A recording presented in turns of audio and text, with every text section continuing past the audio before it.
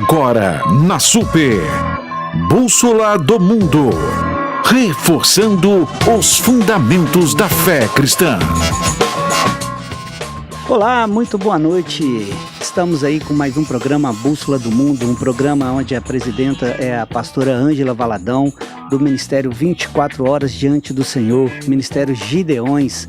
E hoje voltamos com um tema muito abrangente, importante, um tema que revela geralmente aquilo que a gente tem buscado aqui no programa, que é essa direção, né? A bússola é onde aponta para um norte, o nosso norte é Jesus, e nada melhor do que saber que este norte Jesus tem o seu livro sagrado, a Bíblia, onde a gente pode nos orientar, e a orientação verdadeira, pura, e simples e sincera vem de lá.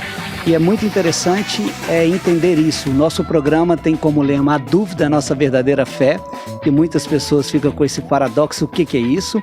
E a ciência ela é submissa a Deus. A ciência ela é submissa a Deus, e a ciência não contradiz a nossa fé. São temas relevantes que a gente tem trago para realmente refletir, crescer e acrescentar na vida dos ouvintes, na vida de quem participa aí do nosso grupo, Bússola do Mundo. Quem quiser nos seguir, tá lá, @Bússola do Mundo 24H, pode seguir lá no Instagram, vai ter todas as informações, próximos programas, todos adicionados lá. E eu convido os ouvintes desde já, venha participar conosco, venha fazer esse programa, essa voz ecoar, e o nosso número é 31987931370, 31987931370, manda sua pergunta por extenso e pode perguntar toda a dúvida bíblica que você quiser do planeta Terra, porque o nosso convidado hoje ele é um especialista nas escrituras, no grego, é um cara muito estudado, erudito na Bíblia e que vai nos orientar a este caminho. E o tema de hoje é métodos de leitura bíblica e a sua relevância na vida cristã. E junto conosco na nossa mesa está o nosso corpo corporativo, não sei se é redundante isso, mas já foi, Mariel e o senhor Ronaldo. Como vocês vão? Graças a Deus, tudo bem. Pessoal, eu estava com saudade já, 2 programas, estava de férias. Vou virar pastor para tirar férias. Mas estamos aí de volta para que o nome do Senhor seja exaltado e a gente tenha esse tempo aqui de bate-papo. Muita alegria. Pastor Mariel. Boa noite a todos. E é um prazer estar aqui mais uma vez, conversando, fazendo ecoar a nossa voz pelas ondas da Rádio Super. E hoje, Ed, eu já quero reforçar o seu convite, né? Porque o ouvinte que tem dúvidas sobre interpretação bíblica, métodos de interpretação, hoje o nosso convidado está aqui para responder todas essas dúvidas. Todas, aquelas dúvidas mais liberalismo teológico, tudo que você quiser perguntar, o nosso ouvinte tem. Por quê? Ele é pastor auxiliar da Igreja Getsemane de Betim, ele é pós-graduado em hermenêutica, professor de teologia há muitos anos, é músico, eu falo grego, gente, sabe por quê? Porque hoje a gente tem que começar a entender, dentro dessa lógica, que estudar as escrituras tem que ser algo levado muito a sério. E quando a gente tem pessoas, líderes que se preparam, buscam realmente e que têm o dom de dominar a ferramenta de trabalho dele, que é as escrituras, isso é muito relevante. A gente tem que colocar isso em pauta, porque a nossa geração tem hoje perecido essa falta de conhecimento. Mas eu queria apresentar, ele é o pastor João Romeu, eu queria que você falasse, ele também é professor do Seminário Bíblico Koinonia, não é isso, João? Boa noite a todos. O negócio aqui que a propaganda já começou alta demais, né? Cria expectativa. Mas obrigado, criar. Obrigado, Ed. Ed foi companheiro de bancada de seminário durante um bom tempo, né? Bom tempo, a gente trabalhou no Seminário Bíblico Mineiro, né? Formamos pastores batistas e presbiterianos. O Mucado tá por aí. Uma época boa. Mariel, colega de faculdade, período também, da FAT, né? Isso. Nós estamos falando de 2004, 2005, nós estamos ficando velhos, viu? Formamos em 2008, né? 2008, somos de 2008. Agradecer a oportunidade de estarmos aqui para a gente falar um pouquinho da palavra de Deus, né? E eu queria começar, colocar na mesa da gente aqui uma pergunta. João, eu tenho o Espírito Santo. Para que eu preciso estudar a Bíblia se o Espírito Santo para mim é o suficiente? Para que eu preciso interpretar? O que é isso, método de leitura hermenêutica? Para que eu preciso disso? Vamos voltar à base, ao princípio do que é o princípio da sua pergunta. Quando a gente está falando da palavra de Deus, o que é a Bíblia Sagrada? A gente fala que ela é a revelação de Deus. A nossa fé é uma fé experiencial da nossa relação com Deus, mas é uma fé que Deus decidiu que fosse alicerçada por um texto. A sua revelação fosse escrita. Então, tudo que a gente tem de experiência com o Senhor, com o Espírito Santo, ela é norteada pelo texto que Deus decidiu que fosse registrado e preservado. Então, quando eu estudo a Bíblia Sagrada, nada mais estou fazendo do que, através da revelação de Deus escrita, conseguir interpretar e entender a minha experiência com o Senhor, a minha experiência com o Espírito Santo, até porque o Espírito Santo de Deus, ele só vai se relacionar comigo a partir daquilo que ele revelou, que é a sua palavra. Pastor, deixa eu então aproveitar e já fazer aquela pergunta inicial. A Bíblia, uma vez que ela é revelada pelo Espírito Santo, conforme o senhor disse, ela é inerrante, ela é infalível. Como é que é essa dúvida aí do cristão? Como é que é isso aí, pastor? A minha posição, que é a posição conservadora, é que a Bíblia é sim inerrante, ela é inspirada por Deus. É claro que existem outras discussões relacionadas a isso que nós vamos colocar aqui durante o nosso debate, que são discussões relacionadas a algumas questões da ciência, alguns outros estudiosos tentam descredibilizar essa verdade, mas a verdade cristã tradicional, e o que eu acredito é que a Bíblia, sim, ela é inerrante, totalmente inspirada por Deus. Qual o método de interpretação que o senhor usa para chegar a essa conclusão? Basicamente, o método chamado histórico-gramatical, onde a gente estuda o contexto bíblico e crê que o texto bíblico é a base para a nossa interpretação. Ele é relevante para isso. E João, pode... Deixa eu... Pode ir? Vai, Ronaldo. Dentro do conservadorismo, a gente era mais pujante, né? A maioria dos pastores, eles usam o método histórico-gramatical, né? Sim. Então a gente não leva tanto em consideração as alegorias, ou a gente leva dentro daquilo que é possível ou permitido, segundo a leitura bíblica. Mas a questão que nos intriga e talvez assim, que deve também intrigar o nosso ouvinte bom, eu vejo que há dois campos de interpretação dentro da teologia bíblica, do método histórico-gramatical, e eles se divergem. Um a gente pode conhecer, a gente é conhecido como aliancismo, e o outro é conhecido como dispensacionalismo.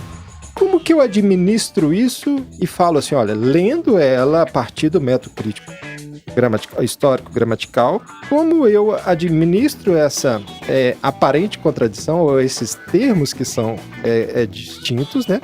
Se é um batista tradicional, vai ser um dispensacionalista, e se talvez um batista também tradicional possa ser aliancista, né? Tem isso também. Então, como é que administra isso, pastor? Como é que você interpreta isso em relação também a essas alegorias, até mesmo porque o aliancismo enxerga já o Apocalipse mais alegórico, ou tem algumas figuras mais nessa natureza? Quando a gente está falando da hermenêutica, a gente está falando de métodos, né? Métodos são ferramentas. São mais de um método, então, dentro da hermenêutica. São diversos, né? Diversos. Hoje mesmo eu estava refazendo algumas leituras. Alguns estudiosos falam de 23 métodos de interpretação bíblica diferentes. Então, métodos científicos, tirando os métodos devocionais, 23. Então, quando alguém fala, está escrito na Bíblia, depende, então, do método que você utiliza para interpretar. Se a gente puder usar uma figura, o método é um óculos, que vai te ajudar a ter nitidez na leitura. O óculos você escolhe. Então é uma lente que você escolhe. Então cada método é uma lente. Agora, a pergunta é boa aqui. Quais os princípios que eu utilizo para tomar a decisão de escolher aquele método? Por que eu escolho? Isso é pessoal por uma série de questões. Tem a ver com sua fé, tem a ver com o seu discipulado, com a sua experiência. Com a sua experiência.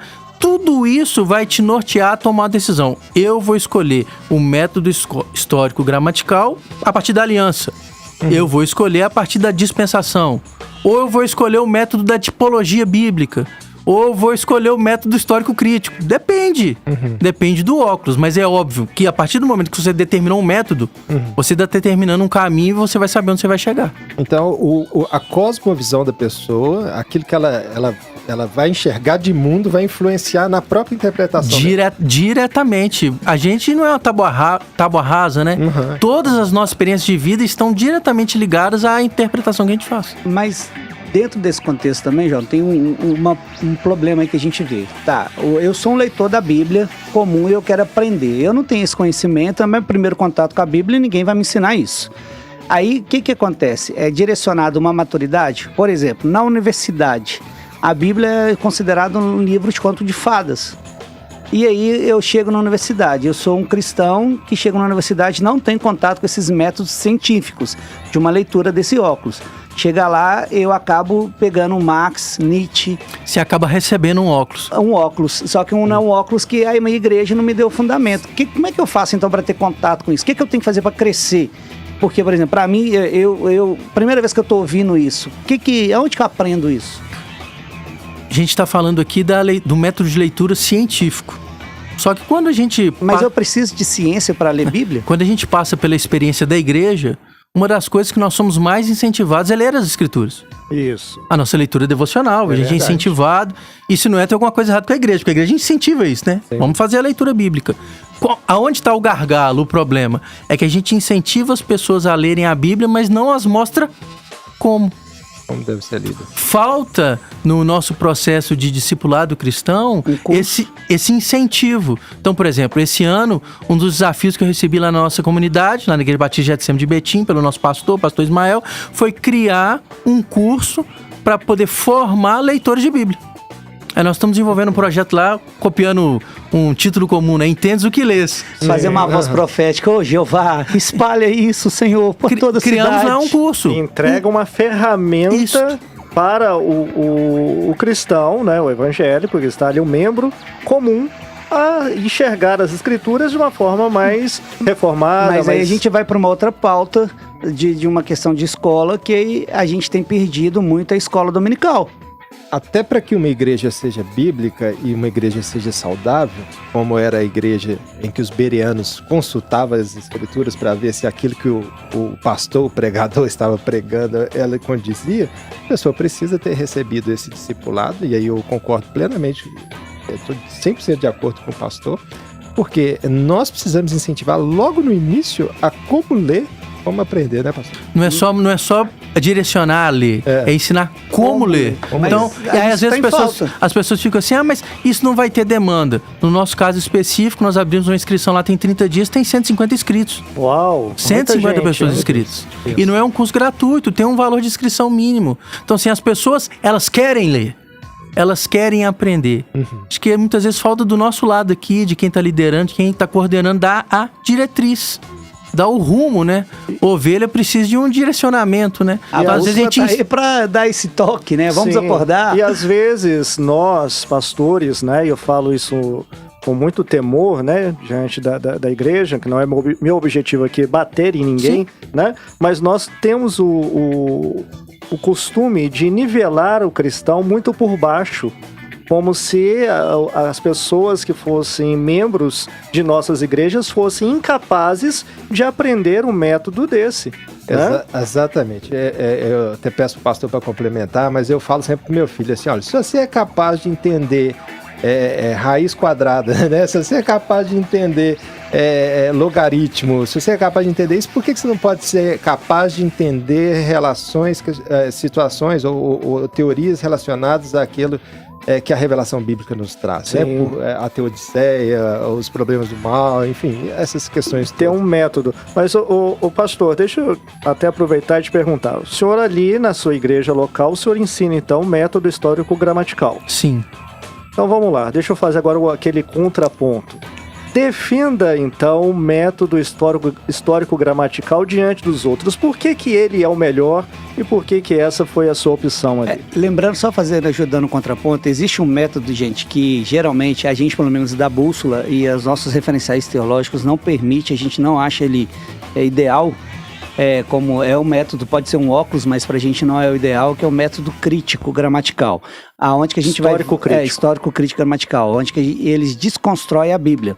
É onde fala que a Bíblia não é a palavra de Deus, aonde Gênesis não existiu daquela forma, que é um conto, aonde Jó não existiu, e esse método vai desconstruindo a Bíblia. E esse método que o pastor vai falar agora é o contraponto desse método. Aí depois ele vai contar, João, se puder, a história de onde surgiu esse método. Porque quando a gente conhece a história, as coisas se desfazem. E serve para você que está aí na universidade, achando que a Bíblia é só mais um livro, ela não é só mais um livro, ela é a palavra de Deus. Amém. Vou aproveitar e vou fazer um percurso histórico rapidinho para a gente poder trabalhar favor. essas duas coisas. Quando a gente está falando de interpretação bíblica, a própria Bíblia, no seu texto, ela já mostra que a interpretação começa no texto, no Antigo Testamento mesmo. Então, quando você vai, por exemplo, no período pós-exílio, quando Israel volta da Babilônia e Esdras e Neemias chegam à terra para repovoar a terra, das primeiras coisas que acontece ali é uma interpretação bíblica. A hermenêutica já começa no próprio texto bíblico, onde eles vão lendo o Antigo Testamento para as pessoas que voltaram do cativeiro, e o texto bíblico fala que enquanto Neemias e Esdras liam, os seus ajudantes interpretavam o texto para o povo. Então, no próprio texto bíblico, você já tem o início dessa necessidade da interpretação. E se você vai ler na história inicial do povo hebreu, a história do período do Novo Testamento, você encontra ali claramente 3 métodos de leitura que já existiam no período do Novo Testamento. Você tem o método literal, que é o mais comum, você lê e aquilo que você entendeu ali superficialmente é aquilo que você compreendeu. Você já tem um método alegórico. O apóstolo Paulo utiliza, por exemplo, em Gálatas, a alegoria. A alegoria nada mais é do que a procura de um outro sentido, de um sentido espiritual àquilo que você lê. Sim. O método alegórico, ele sempre foi usado. Os judeus utilizavam, né? Filho de Alexandria utilizava. Simbólico também. Agostinho. O problema do método alegórico é o quê? Porque você pode ler o texto e entender o que você quiser. O limite é a imaginação. É a imaginação aos seus princípios. Então, Paulo, por exemplo, ele faz uma alegoria alicerçada em princípios. Então, ele vai fazer o paralelo lá, por exemplo, entre Sara e Agar, entre a antiga aliança e a nova aliança, entre a lei e a graça, entre a Jerusalém terrena e a Jerusalém celestial. Eles fazem uma alegoria por princípios. Então, método literal existe desde o início. Alegoria, desde o início. Um outro método que sempre existiu no período do Novo Testamento é o método da tipologia bíblica, que é você pegar um personagem antigo e dar ele um novo significado no Novo Testamento. Por exemplo, a ação de Moisés como a ação de Cristo. Josué, o libertador, Cristo, aquele que liberta. A serpente levantada para curar o povo, Cristo levantado no madeiro. Tipologia bíblica. Mais à frente, vai surgir um método que a gente utiliza ele há quase que um milênio, como um método importante, que é o método histórico gramatical. Sim. Basicamente é o que está na palavra. Você valoriza a história e você valoriza as palavras. O método histórico gramatical, ele acredita o quê? O autor do texto, ele comunicou uma mensagem a determinado receptor. Então você tem que perseguir aquilo que o autor quis dizer. Tipo, Paulo comunicou para Gálatas. O que Paulo quis dizer? O que ele quis dizer para a comunidade de Gálatas? Você vai descobrir através de quê? Através do texto escrito. Lembrando que o texto bíblico ele é escrito num idioma diferente do nosso. Então você tem que ir lá consultar. Se é Paulo, você vai consultar o grego. Se é um texto do Antigo Testamento, você vai consultar o hebraico. Você vai consultar o contexto, a época, o lugar, o conteúdo religioso da época, os ouvintes. Então você vai procurar o contexto. O contexto, a história e as palavras. E isso tudo salva o leitor, a pessoa que é temente a Deus, a ter uma leitura mais fiel dos originais da Bíblia. Porque se acredita o quê? Se Deus utilizou aquele autor para registrar aquele texto e Deus preservou o texto, então a intenção do autor, as palavras do autor são relevantes. Nós vamos conhecê-las em profundidade. Basicamente, o método histórico gramatical acredita, foi o Senhor que preservou o texto. Então eu preciso de entender o que o autor do texto quer dizer. Logo à frente, no início da modernidade, estou aqui bem simplificado, vai surgir um outro método, a partir da Revolução Científica, que é o chamado método histórico crítico. A palavra já diz tudo. Ele quer pesquisar a história e criticar, para gerar uma crítica. Qual que é o pressuposto do método histórico crítico? É totalmente diferente do método histórico gramatical. O histórico gramatical, ele entende a Bíblia como a palavra de Deus. É a revelação de Deus. O método histórico crítico acredita que a Bíblia é um livro igual a qualquer outro. É um livro comum. Ele não valoriza nenhuma experiência sobrenatural. Isso não existe. É o relativismo dentro da Bíblia, né? Porque ali vem no século XVIII, XIX, se não me engano. Ele, entre outros princípios, ele utiliza o princípio do naturalismo, né? Tudo é natural, nada é sobrenatural. Não tem nada metafísico, né? Nada. Ele é fruto daquela escola alemã, né? Sim. É Frankfurt. Então você vai pegar um dos primeiros a gerarem princípios, é Spinoza, depois o von Harnack, que vai ser um dos grandes precursores desse princípio, Schleiermacher e outros assim. Então a ideia basicamente eu vou estudar a história bíblica, o contexto bíblico, para refutar o texto. Usando o seu exemplo, usando o óculos de homem, tirando toda a inspiração divina. Sim, então um exemplo clássico. Um dos movimentos do período moderno da teologia liberal, do método histórico crítico é tentar reconstruir o Jesus histórico. Mariel deve ter estudado isso muito lá na época lá, que nós estudamos bastante na faculdade. Infelizmente, bastante. Foram 4 buscas sobre o Jesus histórico.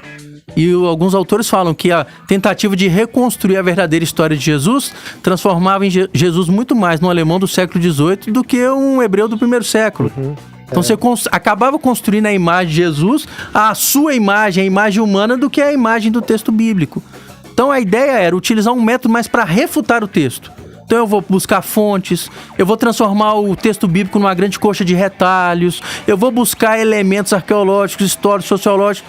No final das contas, é um grande anacronismo, né? Que eu estou pegando aqui alguns princípios que eu tenho hoje, tentando olhar um texto de 2000 anos atrás. Sem o óculos do Isso texto. é fruto do iluminismo, onde que há uma ênfase na antropologia humana? Totalmente. O iluminismo... Desculpa interromper, mas eu imagino que quando houve os textos receptos, né, nós recebemos ali por volta do século VII, VIII, tendo acesso aos textos originais, que deu mais ênfase ao histórico gramatical, concorda? Sim. Imagino que deve ser dessa forma. E esse rompimento entre o período vamos colocar aqui, do século VII, monge Gotenskaya, até o século XVIII, enfim, o iluminismo. Há ali uma construção de crescimento da histórico gramatical, para depois sim vir essas críticas tentando refutar e tentando destruir aquilo que foi construído ao longo desse tempo. Se você puder traduzir para mim, eu vou ficar muito feliz. Traduz aí, João. Eu entendi. Basicamente o que a gente tem é o seguinte: a modernidade ela surge questionando e refutando uma série de coisas que eram verdades daquela sociedade.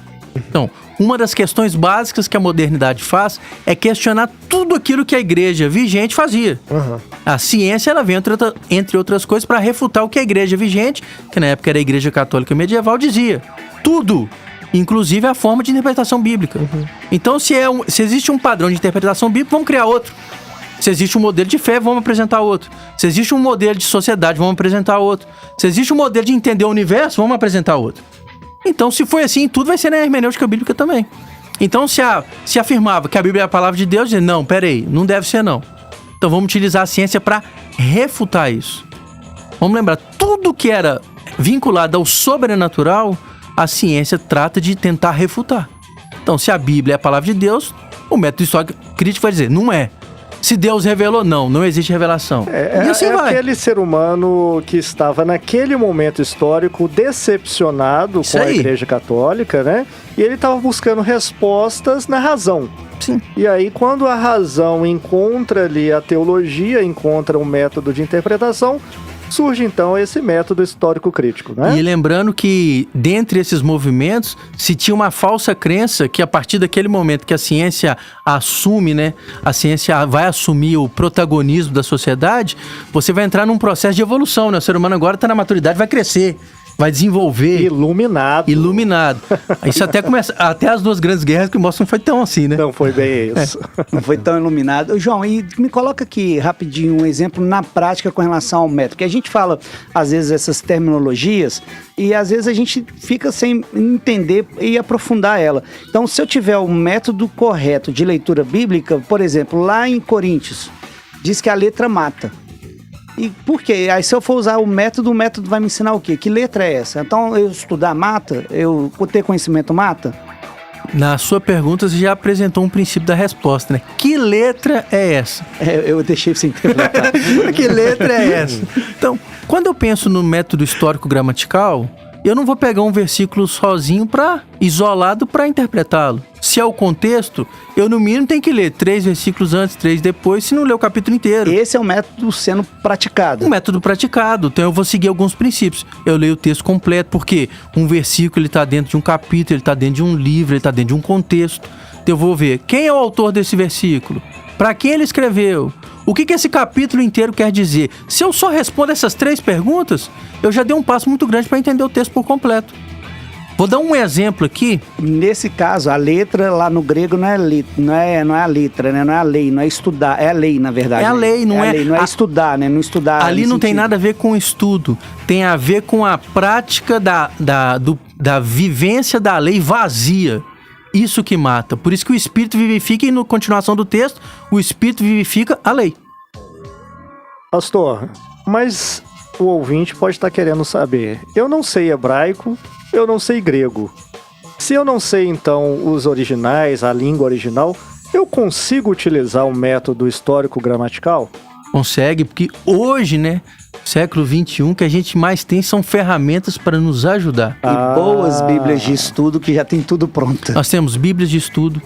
Nós temos, por exemplo, aplicativos para o seu smartphone, para o seu tablet, que você tem acesso à Bíblia no português, mas onde você clica lá na palavrinha já aparece o dicionário no original. Você tem ferramentas na internet que são valiosas. Você não precisa de um alto investimento.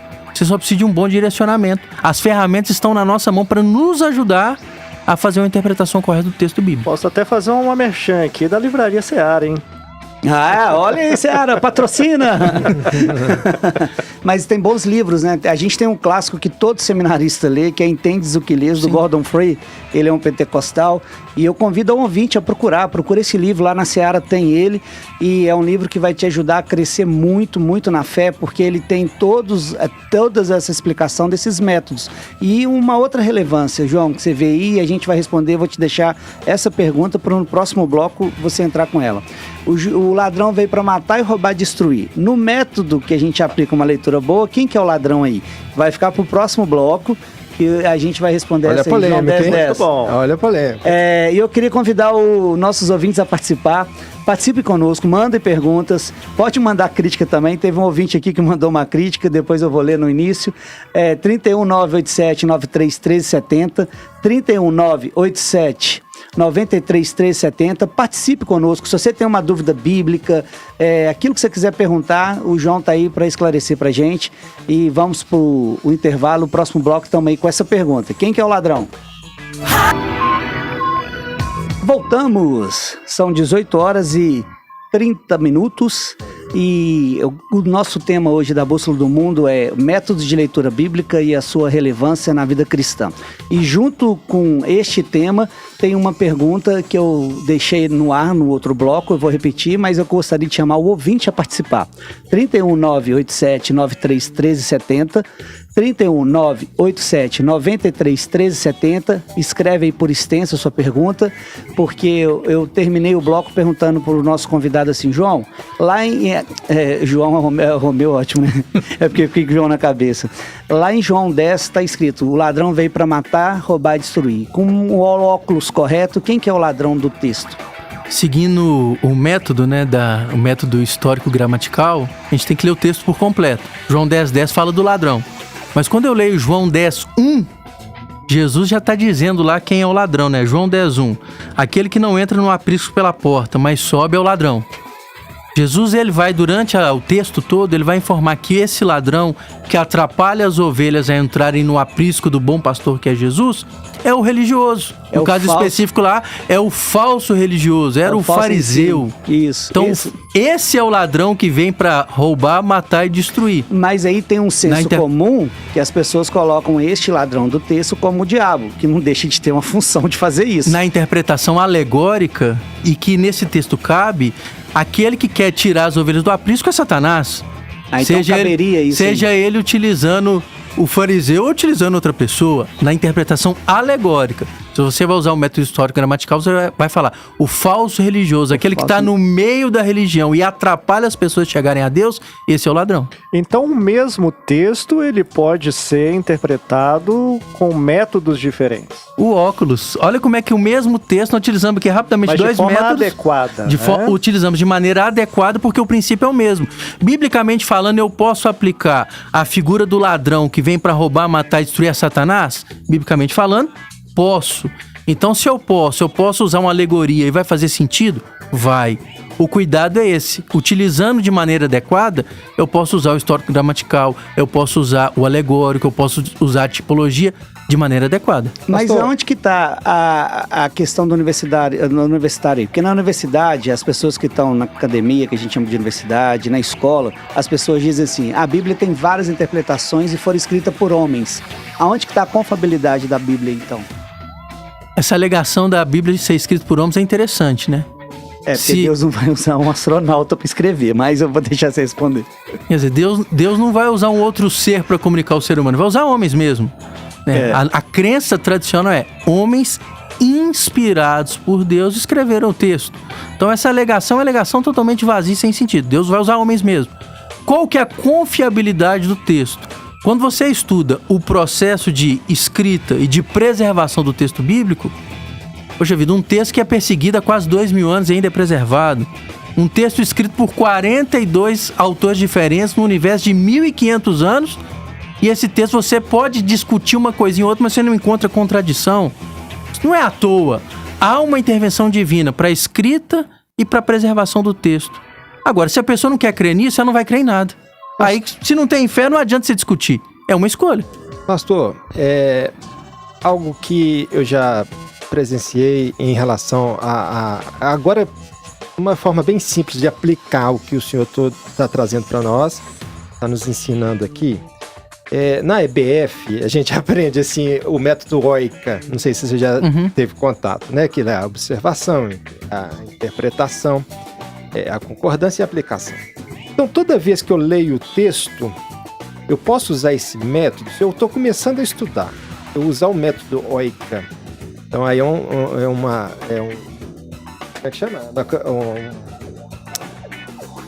São palavras que vão remeter a algum sentido, né? Então, usando esse método, eu tenho uma confiabilidade que eu estou lendo ele de forma segura? Esse método é um dos vários métodos de interpretação bíblica relacionados à experiência devocional. Então você tem vários, né? O OICA, OIA, são métodos de estudo bíblico indutivo, onde eu pego alguns princípios. Então, primeiro eu vou fazer a observação do texto bíblico. Depois eu vou fazer uma interpretação do texto bíblico. E no final eu vou fazer uma aplicação. Porque na ótica devocional, eu leio o texto para tirar algum princípio para a vida. Então eu observo o texto, interpreto o texto e tenho que aplicar para mim. É um ótimo método. Como tem uns 15 métodos diferentes só para fazer devocional.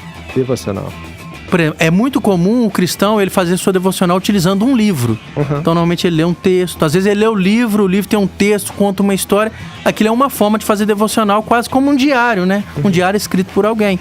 É um método devocional que é importante. Aqui a gente está trabalhando com dois modelos, né? Um método científico e um método devocional. Ele é válido, muito válido. O OICA e o outro são muito válidos. Então, eu sou um novo convertido, eu aprendendo o OICA, né? Observação, interpretação, a fazer essa análise entre as concordâncias de um texto com o outro e a aplicação, ele é um método que a gente pode usar com segurança e eficácia. Eficaz porque é um caminho que você está dando à pessoa. Como eu falei aqui do nosso curso que nós estamos fazendo lá na igreja, ele ensina 6 métodos de leitura devocional diferentes. Para isso, para ensinar a pessoa, você pode fazer assim, você pode fazer assim, porque no final é dar um caminho para o cristão ler o texto bíblico, tirar o máximo possível de conteúdo para sua vivência do dia a dia. Pastor, aqui nós estamos então assumindo um pressuposto de que o método histórico crítico ele não é um método adequado, né? Sim. Por causa dos seus frutos, por que a gente está aqui assumindo esse pressuposto? Eu acho importante a gente expor isso pro ouvinte, né? Por que esse tal método histórico crítico é tão ruim? Eu acho que precisa também, antes, pastor, explicar qual é a linguagem que é usada sobre o método crítico. Primeiro, liberalismo e neo-ortodoxia, né? Eu acho que isso precisa ser passado para o ouvinte também, que a gente está falando método crítico, mas o que isso diz na realidade para a pessoa? É quando a gente fala sobre liberalismo. Porque pelos frutos nós conhecemos a árvore, né? Então por que esse método ele é ruim? Então vamos partir do pressuposto para chegar na resposta do meu amigo Mariel. O método histórico crítico, ele parte do princípio que a Bíblia não é a palavra de Deus. Olha aí, hein? Ele parte desse primeiro princípio. A Bíblia é um livro igual a qualquer outro. Mas a Bíblia é um livro que foi manipulado durante o tempo. Então, o método histórico crítico, ele parte do princípio de descredibilizar o texto bíblico. Ponto. Ele estuda o texto bíblico não para apreender algo do texto bíblico, mas para refutar o texto bíblico. Ele estuda para questionar, para refutar, para tentar provar que aquilo que o texto bíblico diz não é verdade. Só isso é o suficiente para a gente afirmar: esse método não é eficaz para o cristão. que tipo de fruto esse tipo de método vai gerar na vida do crente? Ele vai matar a fé do cristão, ele vai tornar esse cristão alguém totalmente relativista relacionado à sua experiência de fé, à sua experiência com Deus. Ele vai descredibilizar todos os fundamentos da fé cristã na vida desse indivíduo. Ele vai matar a vida desse indivíduo com Deus. Mata a fé. Porque ele que já parte de um pressuposto que não existe revelação, não existe palavra de Deus, não existe intervenção Se não existe divina. tudo isso, não existe um Deus supremo que cuida de todo mundo e que zela por todos. Pra que ler um texto que você só estuda ele pra descredibilizá-lo? Ele é um texto igual a qualquer outro, ainda de classe ruim, porque eu tenho que refutá-lo o tempo todo. Aí uma pergunta, João. A Bíblia, a gente vê hoje, você falou que a gente está em pleno século XXI e a gente vê várias traduções. Dentro dessas traduções, a gente tem vários órgãos, né? CCPAB, a Sociedade Bíblica, a gente tem vários órgãos assim, de credibilidade e que fazem essas traduções. As pessoas nas universidades, no campo, no ensino médio, o menino está estudando filosofia, que o professor às vezes vai virar e falar que isso aí é isso e aquilo. Onde ele busca informação, a gente vai lá e fala assim, não, a minha fé é suficiente, em cima desse método gramatical ele consegue fazer isso? Sim, com certeza. E por que nas universidades e nos seminários é ensinado esse método histórico-crítico? O que acontece? Quando a gente está falando de tradução bíblica, às vezes a gente vê algum hater na internet criticando, a Bíblia não sei o quê, foi Constantino que manipulou o texto bíblico e tal. As pessoas não têm noção de qual é um processo de tradução de um texto bíblico. E o trabalho que é a gramática desse texto. O trabalho de tradução do texto bíblico é um trabalho de décadas. Então, por exemplo, a Bíblia NVI, que é uma Bíblia muito utilizada ultimamente... O autor Luiz Saião. Foi um dos colaboradores. A Bíblia NVI durou 15 anos no seu processo de tradução, com mais de 100 pessoas trabalhando diuturnamente. Você averigua milhares de manuscritos. Um versículo bíblico, se você utiliza de 300 a 400 manuscritos para comparar palavra por palavra, para chegar naquela palavrinha e falar assim, essa aqui é a melhor tradução para essa palavra. Então é um trabalho, assim, de vida de pessoas. Às vezes você vê alguém, levanta lá, pega um texto lá, tá tudo errado. A pessoa, coitada, ela não sabe o que ela tá falando. É um processo seríssimo. Você tem instituições centenárias como a Sociedade Bíblica do Brasil, que investem a vida no processo de tradução, de preservação, de divulgação do texto bíblico. Nós estamos falando de entidades que estão há séculos trabalhando com isso. Então, quando você vai ver a história da tradução do texto bíblico, já te dá uma confiança. Peraí, não é qualquer um. Não é o Zé da esquina que está pegando um texto qualquer. Existe toda uma ciência de tradução e interpretação bíblica, tem sido utilizada há séculos. Não é, por exemplo, como Lutero lá na Reforma, no afã de traduzir o texto bíblico, ele senta em 1 ano e meio e traduz o texto bíblico para o alemão. Não é assim. Hoje você tem comissões que são formadas de eruditos que passam 10, 15 anos para estudar manuscritos mais diversos e chegar a uma tradução confiável.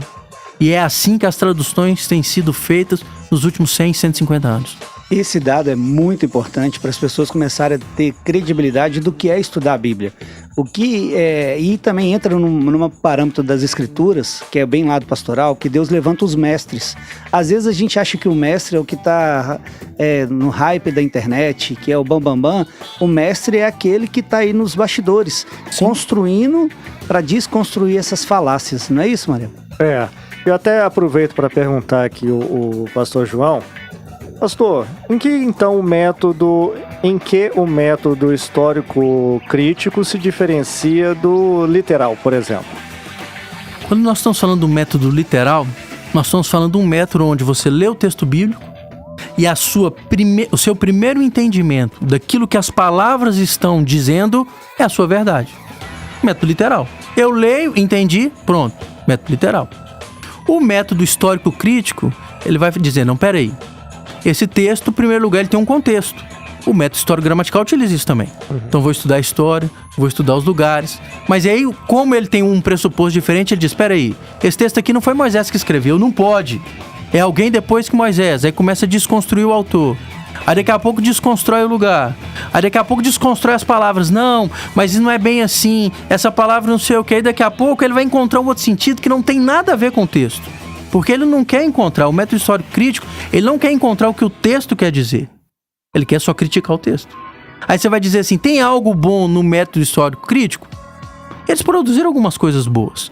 Porque nesse afã de estudar o contexto para criticar, a arqueologia bíblica deu um boom.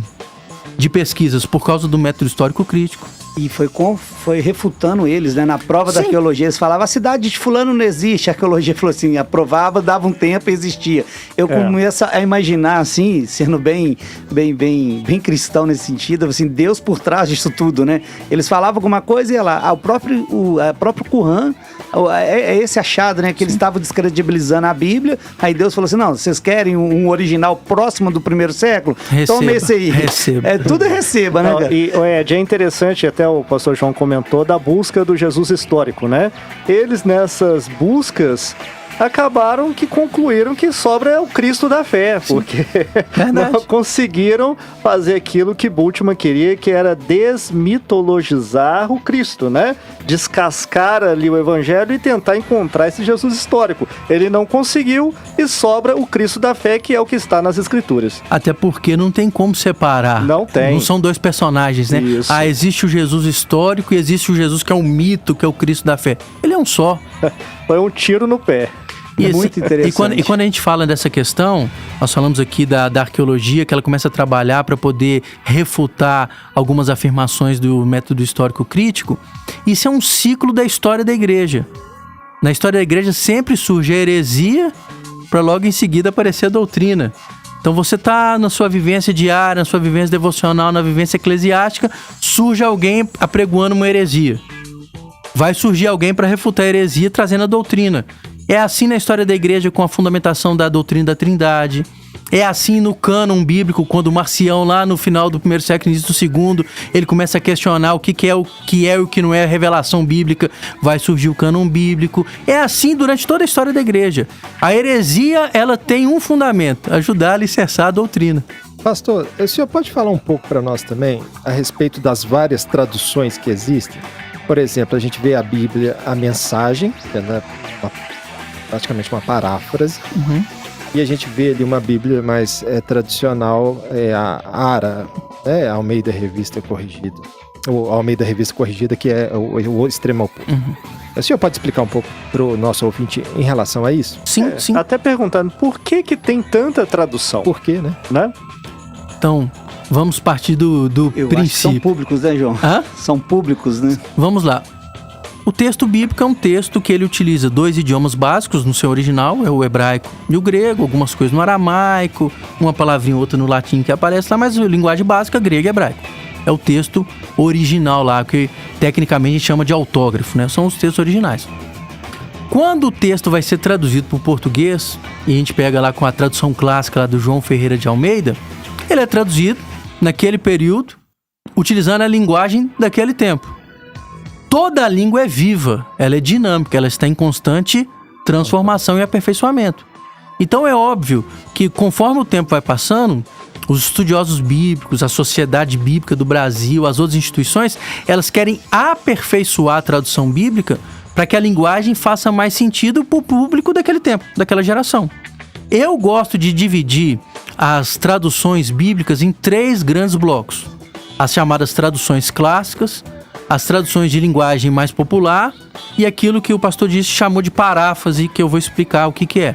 As traduções clássicas são as traduções bíblicas que utilizam uma linguagem mais rebuscada, mais clássica, um pouquinho mais difícil. Vernáculo e por aí vai, né? Que elas tentam preservar o máximo possível do original. Eu acho que foi que me alfabetizou. O máximo possível do original, sem preocupar muitas vezes com a capacidade de entendimento do texto. Então, tem traduções como a Almeida Revista Corrigida, Almeida Revista Atualizada, Almeida Fiel e algumas outras, que são traduções clássicas.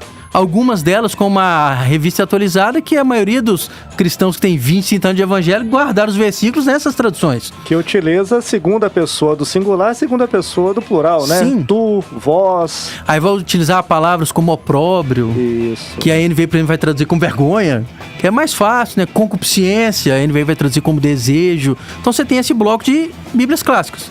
Você tem um segundo bloco de traduções que eu chamo de traduções de linguagem mais popular, que preservam a originalidade do texto. E quando eu estou falando preservar a originalidade, ela preserva palavra por palavra que aparece no texto original, mas utilizam palavras do vernáculo mais popular, uma linguagem mais comum. Então são bíblias como a Bíblia NVI, a Bíblia Contemporânea, a Almeida Século XXI. São Bíblias, a NVT, Nova Versão Transformadora, que vão utilizar as palavras, palavra por palavra do texto original, mas utilizando uma linguagem mais comum, de mais fácil entendimento. São Bíblias que vão surgir mais no final de 1990 para cá. São um novo viés das sociedades bíblicas que facilitam a linguagem, facilitam o entendimento. E você tem um terceiro bloco que são as paráfrases. O que é uma paráfrase? Paráfrase é uma Bíblia que não traduz palavra por palavra. Ela traduz a ideia do versículo. Então ela traduz ideia, não traduz palavra. Que Bíblias são essas? Nova Tradução na Linguagem de Hoje. A Mensagem. Bíblia Viva. Bíblia A Mensagem. A Bíblia A Mensagem tem um caso específico que eu posso explicar aqui. E você tem algumas outras. Vou dar um exemplo da Nova Tradução na Linguagem de Hoje. A Nova Tradução na Linguagem de Hoje ela é uma Bíblia que ela utiliza 75% das palavras do original. 75%. Então quer dizer que ela tem 25% menos palavras. Porque ela tem um objetivo. Qual que é o objetivo da NTLH, Nova Tradução na Linguagem de Hoje? Evangelização de pessoas de baixa escolaridade. Então é Bíblia para o ribeirinho que está lá no Amazonas. É Bíblia para a pessoa que quase não sabe ler. Então ela foi escrita para isso. Ela simplifica o máximo o texto, preservando o básico do texto, com uma linguagem bem simples para facilitar a evangelização. Tá, é só ler as primeiras páginas da Bíblia, que toda a Bíblia, nas primeiras páginas, ela explica para que serve a tradução. Aí, só para terminar aqui, o que é a Bíblia A Mensagem? No Brasil, ela é chamada de Bíblia. A Bíblia é a Mensagem. A Mensagem nada mais é do que um texto que foi escrito durante as devocionais de um pastor chamado Eugênio Peterson. Ele lia Gênesis 1, ele reescrevia Gênesis 1 pela sua experiência. No outro dia, Gênesis 2, e assim ele escreveu um livro. No Brasil, ela foi traduzida e vendida como Bíblia. Por quê? Porque ela segue o viés bíblico, mas ela é um texto totalmente vinculado à experiência do autor. É um fruto de uma devocional de um pastor presbiteriano. Isto. Ela não é uma tradução bíblica. Ela é uma paráfrase extrema. Então é a interpretação que ele tinha daquele texto, ele escreveu em forma de um livro. Então, assim, você aconselharia aos nossos ouvintes a gente ter mais de uma Bíblia? Eu Sim. poderia ter a NVI, a Mensagem, fazer comparações de textos para leitura? Normalmente nas minhas aulas lá, quando eu dou hermenêutica, eu indico pelo menos uma de cada bloco. Você pega uma clássica, uma de linguagem contemporânea, uma de paráfrase, para você fazer as suas comparações na sua leitura de estudo. E levando em consideração a NTLH, né, que é a famosa linguagem contemporânea, né, linguagem de hoje. Ela usa palavras que muitas vezes eu estou exagerando, né, mas algumas vezes não remete ao sentido original. Por exemplo, está no texto de justificado, pois, mediante a fé, temos paz com Deus. Romanos capítulo 5, verso 1.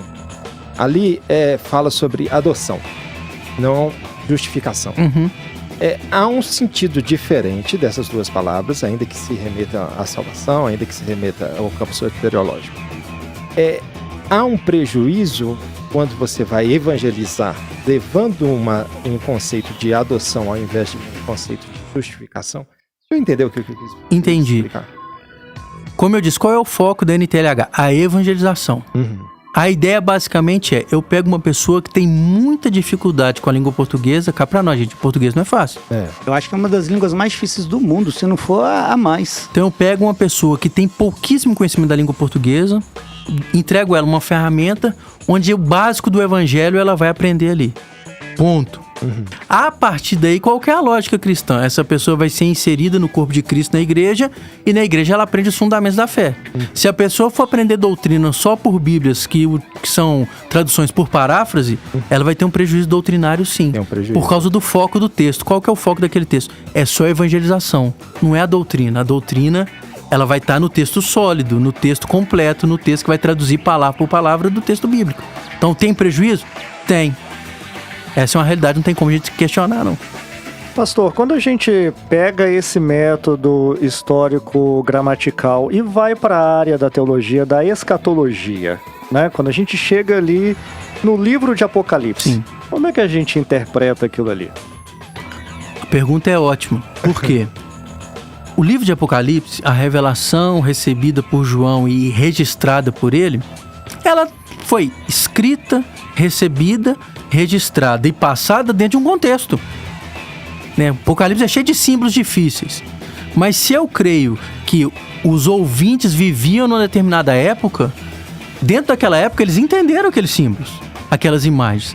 Aqueles símbolos não foram aleatórios. Eles são símbolos que foram dados por Deus a pessoas que estavam dentro de uma história, de um contexto. Então, quando eu pego o método histórico gramatical e vou analisar o livro de Apocalipse, eu vou estudar o contexto. Eu vou estudar, por exemplo, a linguagem apocalíptica, que era uma linguagem utilizada no período do Novo Testamento. Eu vou tentar compreender o que aqueles símbolos faziam sentido dentro daquele período histórico. Eu vou conseguir compreender. Posso dar um exemplo básico, que Apocalipse é uma das coisas que eu gosto de estudar. Semana passada eu dei um curso sobre Apocalipse na igreja, simplificando Apocalipse. Me criticaram. Falei assim, como é que vai simplificar esse negócio? Falei, não, vamos tentar. Exemplo, quando a gente pega lá o famoso 666, né? Número do homem. Né, o 666. O texto bíblico está dizendo assim, esse é um texto de sabedoria. Quem é entendido vai compreender.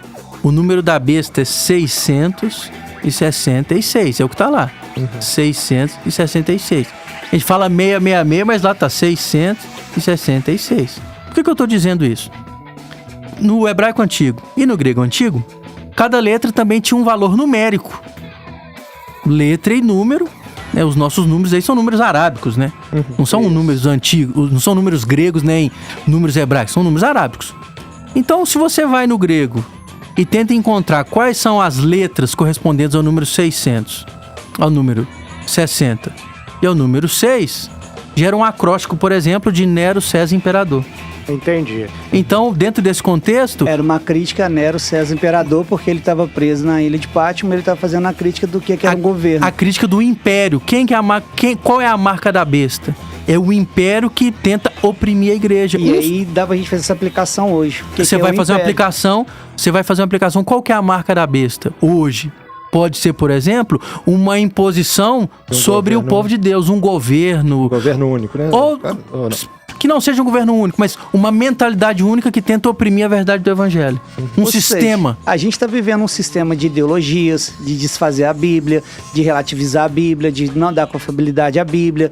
O cristão, ele tem crescido de uma forma meio que superficial com as escrituras. Ele acredita que muitas das vezes ele vai para a universidade, ele dá mais razão a um professor do que a própria fé dele. Então isso tudo entra dentro dessa interpretação também, que é um sistema. E dentro desse sistema, a Bíblia pede pra gente se posicionar, se combater. Sim, então assim, de maneira bem simples, utilizando o método histórico gramatical. Pera aí, é a língua original, dentro de um contexto, o que isso aqui quer dizer? Você encontra um sentido e um sentido válido. Mas também caberia alegoria dentro da interpretação do livro de Apocalipse? Sim, porque você não consegue fazer uma interpretação literal de todo o texto, ele é simbólico. E símbolo você vai interpretá-lo a partir de um contexto, mas você também pode fazer uma interpretação alegórica que faça sentido. Acho que o Mariel tá querendo te apertar em relação ao óculos, que ele tá querendo trazer assim. Será que a visão... Quando eu vou pro texto... A milenista, ela é... Não quero que ele se posicione aqui escatologicamente. Vamos, senão é outra entrevista. É outra entrevista. Mas a pergunta é, quando eu vou para um texto... Eu não posso ali pensar um texto e interpretar de uma forma, pinço o outro, interpreto de outra. Eu tenho que ter uma coerência. O método histórico gramatical é isso, né? Você precisa de escolher um óculos. Isso, é essa a pergunta. Porque a pergunta é assim, pode, tudo eu posso, mas nem tudo me convém. Posso, mas é preciso dentro de uma coerência de vida. E aí a gente uma tem que coerência, entender... por exemplo, o líder, o pastor. Então, você precisa escolher um método. O cristão, você precisa escolher um caminho, porque você tem que saber onde você quer chegar. Então, coerentemente, você precisa escolher um método. Em geral, o que eu utilizo, o que eu indico é alegoria, ultíssimo caso, porque muitas vezes ela vai gerar mais problema do que solução.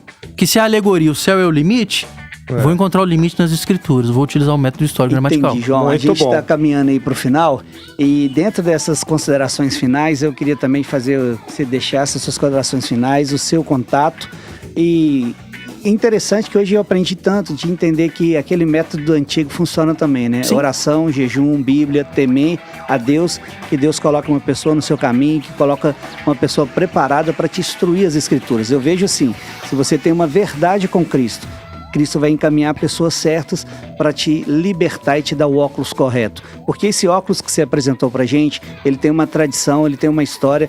Vários homens durante a história morreu por ele. E a gente tem que fazer ele valer a pena. Você pode deixar suas considerações finais aí? Para arrematar, a gente vê isso na experiência bíblica. Filipe e o eunuco. O eunuco estava lendo o texto bíblico, o Senhor providenciou alguém para interpretar o texto para ele. Entende o que ler? Como é que eu vou entender se ninguém prega? Filipe entendeu, ele foi batizado. E o Senhor mandou Filipe para isso. Então eu quero agradecer, Ed, meu amigo, contato. Mariel, agradecer, pastor, muito obrigado. Você vai me encontrar no Instagram, @João Romeu Morelli. Estamos lá, sempre à disposição. Quando precisarem, estarei aqui. Muito obrigado, viu? Isso aí, pessoal. O nosso contato é a Bússola do Mundo 24H. O contato do Mariel vai estar lá, ele vai dar suas considerações, o Ronaldo vai dar, mas eu queria deixar um recado aqui. Você quer saber, o contato do João vai estar lá também. Esse programa vai estar no canal Ministério 24 Horas, Diante do Senhor, da pastora Ângela. Só você digitar lá amanhã, eu acho que por volta da parte da tarde, ele está subindo no canal. Se você quiser rever, na verdade, rever e anotar, porque graças a Deus a Bússola tem dado esse parâmetro pra gente. Isso é uma aula via rádio para você aprender, pegar o óculos, interpretar e que Deus abençoe você nessa caminhada. A Bússola do Mundo 24H vai estar as informações lá também. Ronaldo, suas considerações finais? Pastor, muito obrigado pela aula, pelo ensinamento que o senhor nos passou. Caros ouvintes, é uma alegria mais uma vez estar aqui com vocês. Eu quero só agradecer mesmo e deixar aqui a minha gratidão ao Senhor por esse programa, por esses ensinamentos. Mariel. Também agradeço a presença aqui do pastor João, foi uma aula muito rica, né? E deixar uma mensagem o seguinte: Jesus é o nosso óculos de leitura das Escrituras. E eu só queria, antes, rapidinho, só fazer a Fernanda, ela mandou uma pergunta aqui, ela queria baixar uma Bíblia para a filha dela de 7 a 10 anos. Que Bíblia que você recomendaria, João? Tem um aplicativo, YouVersion, e ela tem uma Bíblia para crianças dentro desse aplicativo. Olha aí, legal, hein? Olha então, aí, Fernanda, anota tanto Android como iOS você encontra, Bíblia YouVersion. É isso aí, pessoal, uma boa noite a todos. No próximo programa vai ser o Estado Laico com o jurista. A Bússola do Mundo continua aí, apontando sempre o norte. Deus abençoe a todos.